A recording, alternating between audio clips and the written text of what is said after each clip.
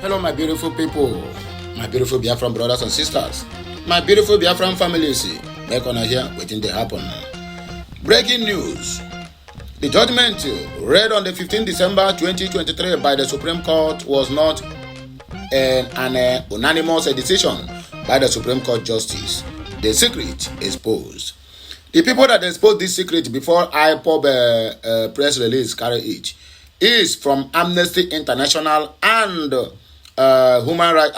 United Nations Human Rights working on arbitration and illegal detention of Mazi Nnamdi Kanu. They're the one that make this exposure. They make this whether exposure or exposition, whichever way it is. I beg, make another word in my head. I beg. I don't go begin the thinking now. Come me step. Anyway, what I try to talk here, my people. I beg, make gonna pardon me.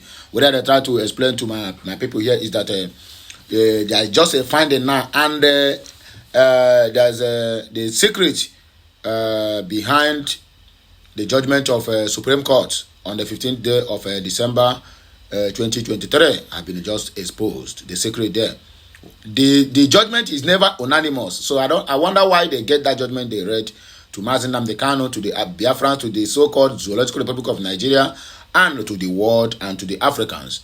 So that secret is what we are about to expose here. Although it has been exposed, but many people have not have a glimpse of what really happened or what really transpired on that very day. But that is what we are here to expose. One, it started from Amnesty International. Remember, it's a subsidiary that cares for people, for the downtrodden and people who have been marginalized. And also, they stand for the truth. And two, is a United Nations working group on arbitrary detention. United Nations Human Rights Working Group on arbitrary detention. And I remember, they give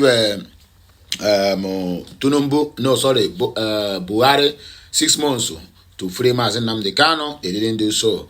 Nigeria is a sovereign state, so you can't just invade them like that. It is not done, because when you do that, the international community or the International Criminal Court will come after you. So that is why they are taking things easy, and so now they have come out now to let the world know that judgment is never unanimous. So that is what we are about to read. So please, when you get this message, do me a favor, like, share, comment, and make sure you subscribe to my channel. Make sure you keep sharing this message. All the very, very important. Well, whatever the discussion we have concerning this matter, please let us trash it at the comment section. Let me know what you think about this, their exposition, or let me know what you think about this very matter. Let us go there. No time to tell time, my people. The global family and the movement of the indigenous people of Biafra, IPOB, ably led by the great and the lion himself and the leader, Mazi Nnamdi Kanu, would like to take the unusual step of publicly commending the 3 brave justices of the Supreme Court of Nigeria that sat on the panel that considered the case of our leader, Mazi Nnamdi Kanu, for their refusal to sign the written judgment. The judgment read on the 15th of December 2023 was not unanimous decision, as the world was made to believe. It has subsequently emerged, following the unlawful delay in the release of the CTC, that 3 justices are in disagreement with the tone and wording of the verdict, so declared and have declined to append their signatories to the written judgment. On Asiam, the reason why the case of the Mazi Nnamdi Kanu file have not left Supreme Court down to the High Court in Abuja for the trial of Mazi Nnamdi Kanu to commence or to continue is because only 2 judges, they were 5, only 2 was in agreement. The other 3 refused. They said, Nehikaba, that is not there. Those 2, those that are the ones that have been paid billions of nairas, even in dollars, by the so-called zoo, by the so-called Ohaneze, by the so-called Igbo fools who say they are politicians, by the name of Umahe, Wike, Rochas Okoroncha, Hopeless Uzodenjo, Peter Mba, many more artists to mention but a few, including this so-called Ifeanyi Uba. All of them are in agreement that Mazi Nnamdi Kanu will never get justice. Imagine, for over 1 month now, the CTC, the original certified true copy of that judgment have not been delivered to the Supreme Court and even to Mazi Nnamdi Kanu lawyers. Have you seen it? The world now is beginning to know exactly what happens. Anyway, let us proceed. In effect, the judgment as read on the 15th of December 2023 is a minority judgment and therefore illegal. A Supreme Court panel comprises of 5 justices cannot allow the issue under contention to be determined by only 2 justices. It is never unanimous. The courageous decision of these dissenting justices will go a long way in repairing the colossal damage done to the image of the judiciary when it held that present and future Nigerian governments can continue to violate the sanctity of territorial integrity of an independent sovereign nation, kidnap, torture, and extraordinarily rendition political activists, contrary to local Nigerian laws, international treaties, conventions, and covenants which Nigeria is a signatory to.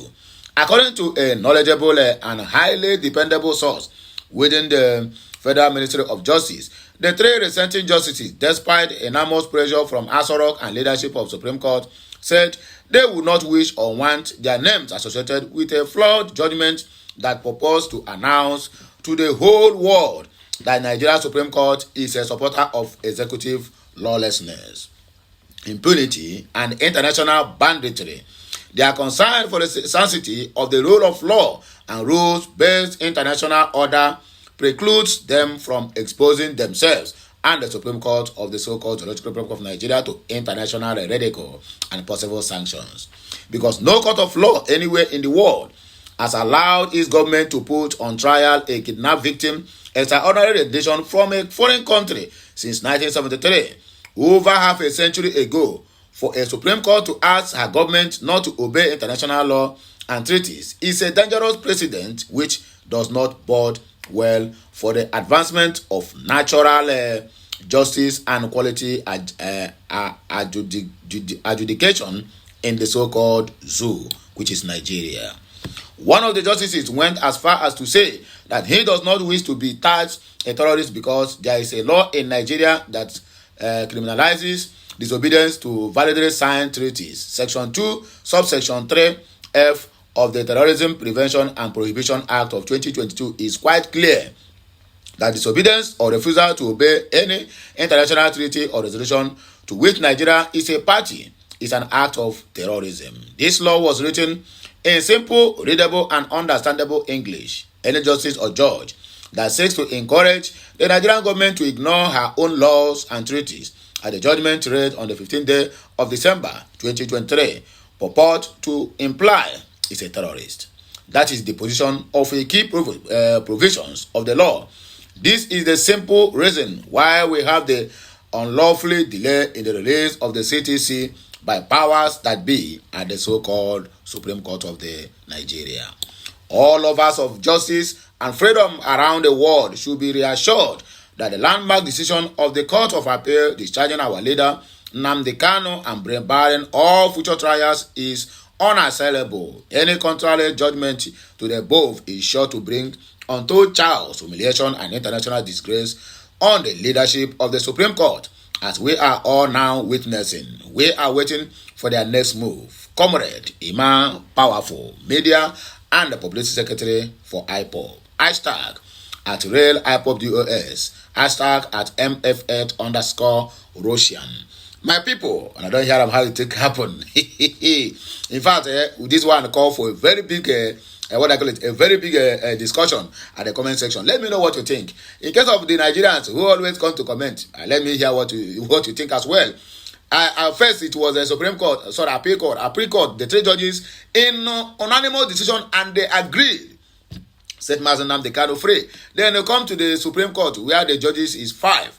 Only 2. How can minority rule over the majority? Anyway, that is Nigeria for you, because even the so-called president, when he was giving his acceptance speech as the winner of the so-called selection, he said, I know majority of you does not vote for me. So now in Nigeria, minority is the one that wins the vote, not majority, as we have been told. Even in the school self, the teacher will tell you majority always win the vote, not minority.